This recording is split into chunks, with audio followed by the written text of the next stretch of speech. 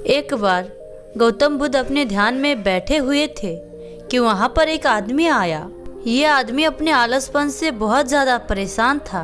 वो आलसी आदमी गौतम बुद्ध से बोला, महात्मा जी मेरी मदद कीजिए, मैं अपने आलस्य से बहुत ज़्यादा परेशान हूँ।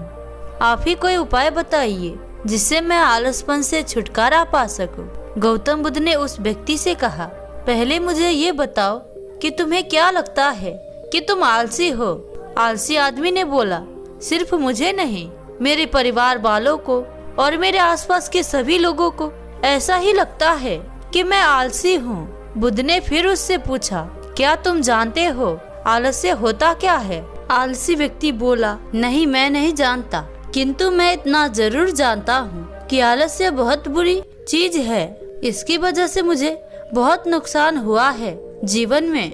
गौतम बुद्ध बोले, जिस परेशानी से तुम छुटकारा पाना चाहते हो, पहले उसके बारे में पूरी जानकारी ले लोगे तो उससे छुटकारा पाना आसान हो जाएगा। आलसी व्यक्ति बोला, भगवान इतनी बुद्धि तो मुझ में नहीं है, आप ही मुझे इस समस्या के बारे में जानकारी दीजिए। गौतम बुद्ध बोले, आलस्य एक मानसिक अवस्था है, एक विचार है जिसे जाने अनजाने में हम खुद ही जन्म देते हैं। आलस्य दो मूलभूत कारणों की वजह से ही जन्म लेता है, एक है शारीरिक और दूसरा है मानसिक। शारीरिक कारणों में पहला कारण है गलत तरह का भोजन। हम सभी जानते हैं हमारे शरीर को भोजन से ही ऊर्जा मिलता है और ये ऊर्जा सजीव चीजों से मिले तो अच्छी, यानी कि प्राकृतिक रूप से जो हमें भोजन की वस्तुएं प्राप्त होती है उनसे अगर ये ऊर्जा मिले तो हमारा शरीर इससे अच्छी ऊर्जा प्राप्त करता है। उसके विपरीत यदि हम निर्जीव वस्तुओं से ऊर्जा प्राप्त करते हैं तो हमें आलस्य की ओर लेकर जाता है। दूसरा कारण, हमारी शारीरिक गतिविधियां भी हमें आलस्य के चंगुल में फंसा सकती है। गौतम बुद्ध ने आलसी व्यक्ति को अपने शिष्य की तरफ इशारा करते हुए कहा कि देखो, इनके चलने फिरने बैठने के तरीकों में तुम्हें कुछ अलग नजर आ रहा है। जब आलसी व्यक्ति कुछ समझ नहीं पाया तब गौतम बुद्ध ने उससे कहा, मेरा शिष्य जब भी बैठता है तो वो रीढ़ की हड्डी को एकदम सीधा रखते हुए बैठता है। चलते हैं तो उनके दोनों पैर के बीच अच्छे से संतुलन बना रहता है और जब वो सोते हैं तो उनका शरीर एकदम शिथिल रहता है। ऐसा करने से उन्हें रात्रि में एकदम सही तरीके से नींद आती है। आलसी व्यक्ति बोला, लेकिन नींद तो आलस्य का ही एक रूप है। फिर बुद्ध बोले, हाँ, अगर उसे ज्यादा मात्रा में लिया जाए तो। बुद्ध ने इस बात को आगे बढ़ाते हुए कहा, नींद कम मात्रा में लोगे तो तुम्हें अगले दिन थकान महसूस होगी और ऐसा करने से ज्यादा आलस्य शरीर में आएगा। नींद ज्यादा लगे तब भी ये परिणाम होगा। इसीलिए नींद को ना ज्यादा ना कम, एकदम सही मात्रा में लेना अति आवश्यक है। आलसी व्यक्ति बोला, हाँ, ये तो मैंने भी अनुभव किया है। बुद्ध बोले, अब मानसिक कारणों के बारे में जान लो। मानसिक कारणों में सबसे पहला कारण है हमारी पुरानी गलत धारणाएं। अक्सर ऐसा होता है कि हम पहले जिन कामों में असफल हो चुके हैं, हमारे अंदर ऐसी भावनाएं बन जाती है कि हम उस काम में हमेशा असफल होते रहेंगे, जिस वजह से हमें उस काम को करने में आलस्य आता है। ऐसी धारणाओं से छुटकारा पाने का एकमात्र उपाय है कि हमें अपने मन को समझाना चाहिए कि पिछली बार हम जब उस काम में असफल हुए थे तो हम उसके बारे में जितना जानते थे, अब हम उस काम के बारे में उससे ज्यादा जानते हैं, क्योंकि असफल होने के बाद हम उससे काफी चीज सीखे भी है। फिर बुद्ध बोले, दूसरा कारण है आलसी और कमजोर लोगों की संगत। कई बार ऐसा होता है कि हम आलसी नहीं होते, मगर जिनके साथ हम रहते हैं हम उन जैसा बनने लगते हैं। इससे छुटकारा पाने का उपाय बहुत सरल है। कमजोर और आलसी व्यक्तियों से दूर रहो। ऐसी व्यक्तियों की संगत में रहो जो अपने काम को बड़ी लगन से करते हैं और तुम्हें कुछ सिखा पाए। गौतम बुद्ध ने तीसरा कारण बताते हुए कहा, ये कारण आलस्य के लिए सबसे बड़ा कारण है, काम को कल पर टालते रहना। ये कारण इतना शक्तिशाली है कि किसी भी व्यक्ति को बर्बाद कर सकता है। इससे बचने का सबसे आसान उपाय है कि जो काम जितना जल्दी संभव हो उतनी जल्दी कर दिया जाए। फिर गौतम बुद्ध ने आलसी व्यक्ति से एक सवाल पूछा, मान लो कि तुम कोई रेगिस्तान में फंस गए हो और तुम्हें प्यास लगी है, तो तुम क्या करोगे? आलसी व्यक्ति बोला, मैं जल्दी ही रेगिस्तान के आसपास कोई गांव की तलाश करूंगा या ऐसी जगह की तलाश करूंगा जहां पर मुझे पानी मिल सके। फिर गौतम बुद्ध बोले, अगर तुम्हें काफी देर ढूंढने पर भी पानी ना मिले तब तुम क्या करोगे? आलसी व्यक्ति बोला, मैं तब भी अपनी तलाश जारी रखूंगा, क्योंकि ऐसी परिस्थिति में मेरे पास कोई और दूसरा विकल्प तो होगा ही नहीं। गौतम बुद्ध बोले, बिल्कुल सही। और यही मानसिक स्तर पर आलस्य का चौथा कारण किसी भी निश्चित लक्ष्य का ना होना, ये भी आलस्य की ओर ले जाता है। फिर गौतम बुद्ध बोले, अब सुनो पांचवें कारण के बारे में। सोचो कि तुम्हारे पास काफी सारे सोने के दागिने हैं जो तुम्हें एक जगह से दूसरी जगह लेकर जाना है। तुम चलते चलते थक जाते हो और किसी पेड़ के नीचे बैठ जाते हो और तभी तुम्हें दूर से दौड़कर आ रहे डाकू दिखाई देते हैं। तो क्या तुम तब भी आसन करके वहीं बैठे ही रहोगे या ऐसी परिस्थिति में तुम वहाँ से उठकर दौड़ने लगोगे? आलसी व्यक्ति बोला, जी मुझे वहाँ से दौड़ना ही पड़ेगा, नहीं तो मेरी जान और सोने की दागिने दोनों खतरे में पड़ जाएंगे। बुद्ध बोला, यानी कि तुम्हारे पास एक ठोस वजह होगा दौड़ने के लिए। यही आलस्य का पांचवा कारण है, किसी भी काम के लिए ठोस वजह का होना। आलसी व्यक्ति महात्मा बुद्ध की बातों से संतुष्ट हुआ और बोला, महात्मा जी, मैं अब आलस्य के बारे में सब कुछ जान चुका हूँ और अब मैं इन सभी कारणों पर काम करूँगा और अपने आलस्य को दूर भगाऊंगा। तो दोस्तों, उम्मीद करते हैं ये कहानी आपको पसंद आई होगी, इसीलिए कमेंट सेक्शन में नमो बुद्धाय जरूर लिखे। चलिए दोस्तों, अब हम जानते हैं भुना हुआ चना और देसी गुड़ खाने के अद्भुत फायदे। भुना हुआ चना और देसी गुड़ कितनी मात्रा में कब कितना खाना चाहिए जिससे हमें उससे पूरा फायदा मिल सके और इनमें क्या क्या पाए जाते हैं। दोस्तों, सबसे पहले हम जान लेते हैं भुना चना में पाए जाने वाले तत्व। इसमें पाया जाता है ऊर्जा, protein, carbohydrate, fibre, calcium, iron, magnesium, phosphorus, zinc, vitamin C, vitamin K, vitamin B6 व अन्य और तत्व पाए जाते हैं। अब इन सारे पोषक तत्वों का हमारे शरीर में क्या महत्व है? दोस्तों, हमारा शरीर 5 तत्वों से बना है और हमारे शरीर में 3 दोष पाए जाते हैं। यदि हमारे शरीर के 3 दोष वात, पित्त, कफ गड़बड़ होते हैं तभी हमारे शरीर में कोई बीमारी हो जाती है। और जो हमारे शरीर में 5 तत्व है और 3 दोष आपस में एक दूसरे के पूरक है, यानी इनका आपस में संबंध है। अगर हमारे 5 तत्वों में किसी भी प्रोटीन्स की, किसी भी विटामिन्स की कमी होती है तो उस तत्व की, उस प्रोटीन की कमी की वजह से हमारे शरीर में विकार उत्पन्न होती है। इसीलिए हमें ऐसी डाइट को बैलेंस करके रखना चाहिए। हमें डेली रूटीन में ऐसी डाइट को शामिल करना चाहिए जिसमें वो सारे पोषक तत्व पाए जाते हो, तो हमारे शरीर में कोई विकार नहीं होगा। और ऊपर से हमें अपने वात, पित्त, कफ तीनों दोषों को बैलेंस करके रखना होगा।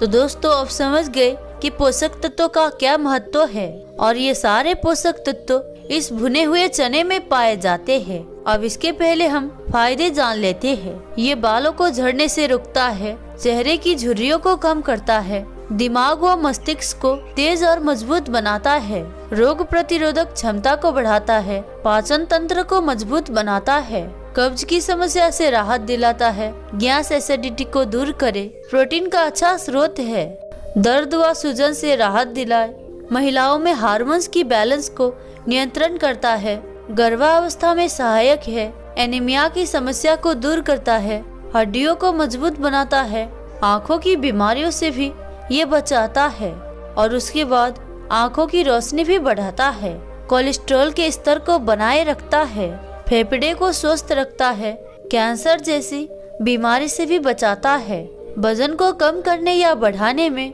दोनों में सहायक है, ब्लड शुगर को नियंत्रित करने में भी सहायक है।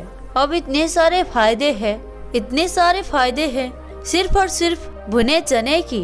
अब हम जान लेते हैं गुड़ में कौन कौन से तत्व पाए जाते हैं और इनके क्या क्या फायदे हैं। गुड़ में दोस्तों iron, calcium, potassium, phosphorus, zinc, vitamin C, sucrose, glucose, vitamin A, vitamin B, calorie, carbohydrate व अन्य छोटे मोटे तत्व पाए जाते हैं।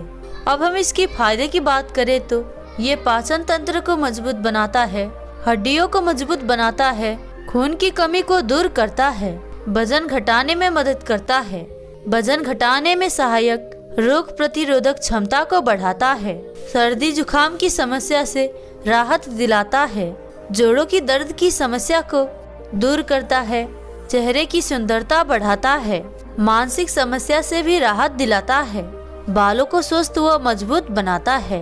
इतने सारे फायदे हैं। अब दोनों के फायदे आप समझ गए, तो अब आप देखें कि इतने सारे फायदे और लागत कुछ भी नहीं। देखिए, चीनी आप खा रहे हैं, चीनी एसिड बनाता है, शरीर को नुकसान करता है।